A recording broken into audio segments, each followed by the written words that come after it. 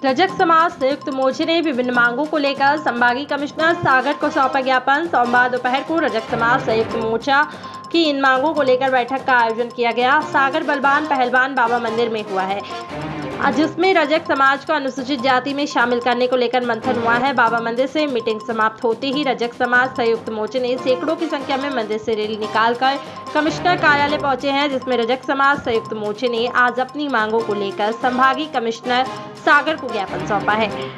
अनंतराम भजन संयुक्त मोर्चा रजक समाज ने कहा है कि रजक समाज भारत के 17 राज्यों में अनुसूचित जाति में शामिल है। यहां तक कि मध्य प्रदेश के 3 जिलों भोपाल, सीहोर, रायसेन भी रजक समाज अनुसूचित जाति में शामिल है।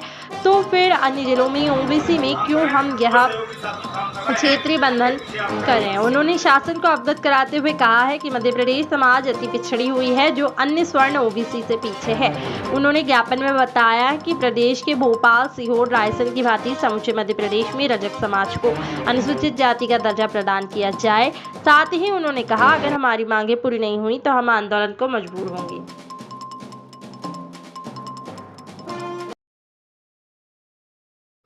भाई साहब, क्या नाम है आपका, कौन से संगठन में किस पद जी, पे मेरा हैं? नाम कैलाश रजक है। मैं रजक महासंघ जिला इकाई छतरपुर से आया हूँ और जिला प्रवक्ता पद पर हूँ। आज आप लोगों ने किन मांगों को लेकर यहाँ पे ज्ञापन दिया हुआ? जो हमारी मांगे हैं वो 50 वर्षों से निरंतर चली आ रही हैं। रजक समाज को अनुसूचित जाति में शामिल किए जाने बाबत उन्होंने किसी ने नहीं समझा। क्या पीड़ा है, थोड़ा खुलकर बताएंगे आप? पीड़ा हमारी ये है कि हमें अभी भी अछूत माना जाता है, हमारे साथ दुर्व्यवहार किए जाते हैं। मध्य प्रदेश में 3 जिलों में जो है अनुसूचित जाति में रखा गया है। ये दोहरा रवैया नहीं तो क्या है?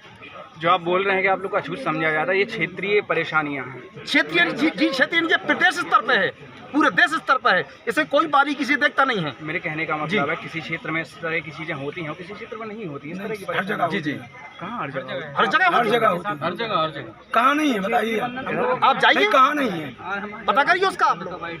आप लोगों से मुहिम को जो है शामिल आना चाहिए। आज आपको क्या आश्वासन मिला? अब अभी जो है माननीय कमिश्नर साहब को ज्ञापन सौंपा गया है, वो उनके द्वारा जो हमें दिशा निर्देश मिलेगा उस पर काम करेंगे। ठीक, अगर आपकी मांगें पूरी नहीं होती तो आज तक जितने संगठन, जो भी संगठन, जिन पार्टियों जो किया है वो करने की क्षमता हम में है, लेकिन हम संविधान का सम्मान करते हुए नहीं करना चाहते, क्योंकि रजक समाज शांत जाति है और अगर नहीं ज़्यादा किया जाएगा तो सब कुछ कर सकते हैं। इन मांगों को लेकर आप लोगों ने सागर में कमिश्नर ऑफिस में ज्ञापन दिया हुआ है। हमारे समाज की एक सूत्री एक ही मांग है कि हमारी जाति को, रजक जाति को संपूर्ण मध्य प्रदेश में क्षेत्रीय बंधन समाप्त करने के बाद एससी में शामिल किया जाए। इस मांग को लेकर आप लोगों के द्वारा पहले भी कई बार कई अधिकारियों को, कई ऑफिसों में ज्ञापन दिया जा चुका है। कई सालों से आपका संघर्ष चल रहा है, लेकिन फिर भी इस पर किसी भी प्रकार की ठोस कार्यवाही अभी तक प्रशासन द्वारा नहीं की गई। इसका कारण क्या है कि पहले भी जो सरकारें रही हैं, हमारा जो संगठन है वो कोई राजनीति भी नहीं है। हम न किसी राजनीतिक दल का के पिछलग्गू है, न उसके समर्थक है, न विरोधी है।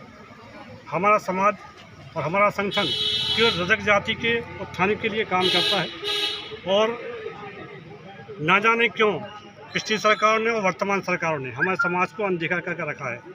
जो अब भविष्य में ऐसा नहीं होगा, क्योंकि हमारा समाज और हमारा संगठन जो है, हम रजक जाति को लेकर हम आगे भी आंदोलन करेंगे और शांतिपूर्ण आंदोलन के द्वारा हम अपनी जाति को एससी में लाने का यत्न करेंगे। मध्य प्रदेश में कितने जिलों में अभी ये संपूर्ण मध्य प्रदेश में आज ही के दिन संभागीय स्तर पर जिन जिलों में ये ज्ञापन दिया जा रहा है। अभी हम वर्तमान में भोपाल, सीहोर और रायसेन में एससी में आते हैं, बाकी जिलों में हम ओबीसी में आते हैं। अगर प्रशासन द्वारा अभी भी आपकी मांगें पूरी नहीं की जाती हैं तो आप लोग का क्या कदम होगा?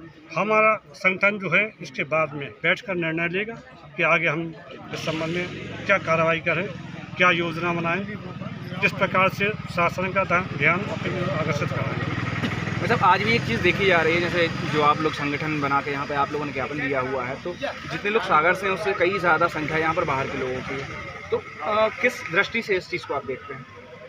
जागृति की कमी, हमारे समाज में जागृति की कमी है, इसीलिए जो है हम अभी तक पिछड़े हैं और हमारी मांग सरकार द्वारा नहीं मानी गई। यदि हम पहले जागृत हो जाते, शैक्षिक रूप से भी हम पिछड़े हुए हैं, आर्थिक रूप से भी पिछड़े हुए हैं, क्योंकि हमारा समाज इतना नहीं है कि एक दिन दुकान बंद करके आ जाए, क्योंकि वो उसका रोजी रोटी है। यदि वो दुकान बंद करता तो बच्चों को खिलाए क्या? इसलिए हमारी मांग ये है कि हम आर्थिक रूप से सक्षम हो जाएं। शैक्षिक रूप से सक्षम हो जाएं, इसलिए हम एससी में आने का कोशिश कर रहे हैं। वो मांग कर रहे हैं। चलो जो है दुर्व्यवहार ना हो, इसलिए हमारी मांगों को पूरा करना ही पड़ेगा। नहीं करेंगे तो जो हम पर बंद पड़ेगा हम तन मन से करेंगे।